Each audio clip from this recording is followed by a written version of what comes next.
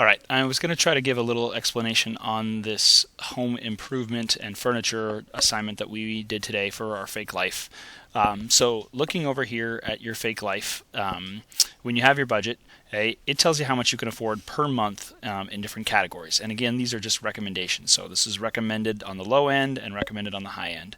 If you were to actually spend the amounts that were here, you would spend $1927 total, and your budget says that you have about $2,700. So you'd be below budget if you spent at the minimum in every category, and you'd be above budget. You'd go over your limit if you spent the max in every category. Now, this home improvement and furniture assignment is a little strange. So if this is what you can afford per month for home improvement and furniture, but you want to buy something big like a really fancy new barbecue or a riding lawnmower or something, it's going to be more than this, right? And you can't afford it in 1 month. So you would either save for it, which would be smart to do. You'd set aside a couple $100 every month until you could buy it, or you could buy it with a credit card and pay for it slowly over time. We're going to go with that credit card type of idea.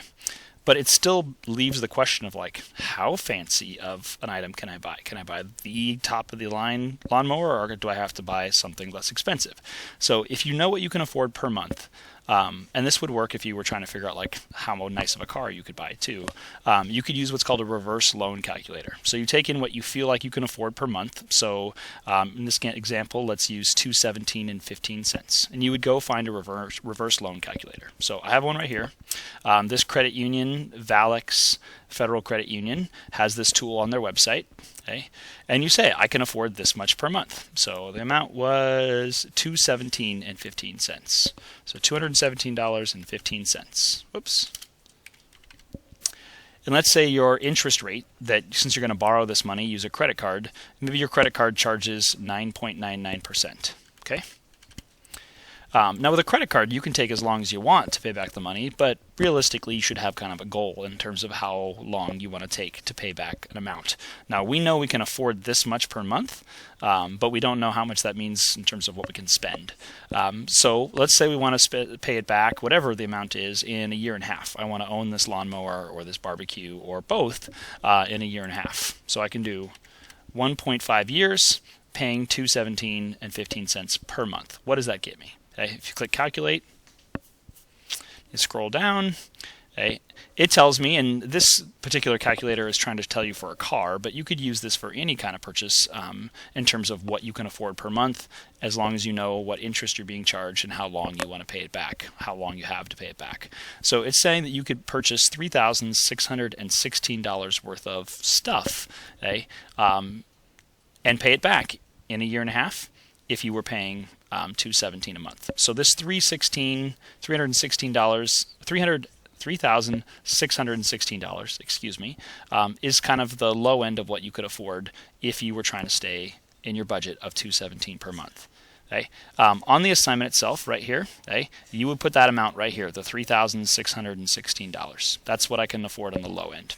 On the high end, I'd want to know the same thing. So I take the $325.72, okay, and what if I pay that every month? How much can I afford? So 325.72, yeah, okay, 0.72, and I click calculate again, and it's going to give me a new amount, about $5,000 worth of stuff, or a $5,000 new car, whatever it was. Okay, that amount is going to go right here. So now I know I can spend between $3,000 and $5,000 on stuff. So then the assignment asks you to go shopping. Up in the description, it says that you need to buy at least 3 home improvement items. Think a new bed for your kid, a new dining room table, new lawnmower like I talked about. And you're going to list the items, okay, and the amounts right here in the price and where you found them. Once you total it up, okay, maybe let's say you buy $2,500 worth of stuff. Okay, so you put that amount here, that's the total. You can't put $2,500 on your budget, right? If I go back here and I try to put $2,500 right here, that's going to break me for the month because I only have $2,714, okay, as my net income. Okay, so that doesn't work. I'm going to have to pay for this monthly, not all at once. So again, if the total was $2,500 from all of my purchases, then I need to go find a regular loan calculator. We know how to use those in Microsoft Excel because we learned how to do it, but websites have them too. And in fact, this website actually has one. If I scroll over, right here below, okay, there's a link for calculators. And I can choose just a regular loan calculator right here. Okay? And I can put in, okay, I spent $2,500. Okay? I am going to get charged 9.99% because this was all on a credit card, and my goal was to pay it off in a year and a half. Okay? If I calculate it, it's going to tell me that my payment per month for 18 months is $150.13. Okay? That's going to go right down here for my monthly payment. So on my budget, and in this situation, after I bought these 3 or 4 or 5 things and spent $2,500, my monthly payment using a regular loan calculator is $150. I'm going to put that on my budget right here in this actual column right there. Okay?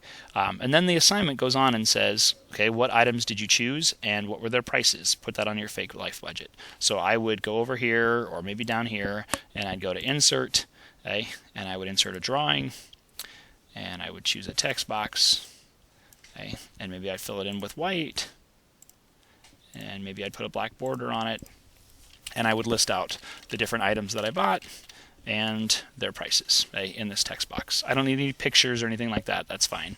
Okay? And then I would save and close, and that would get inserted here on my spreadsheet. Okay? I could make another tab and make that my home improvement tab, or I can just do this text box.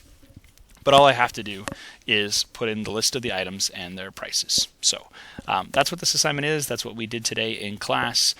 Pretty simple. Here is the link for the website that I used for the reverse loan calculator, but you could Google search it as well. So pretty simple, pretty straightforward. If you have questions, let me know.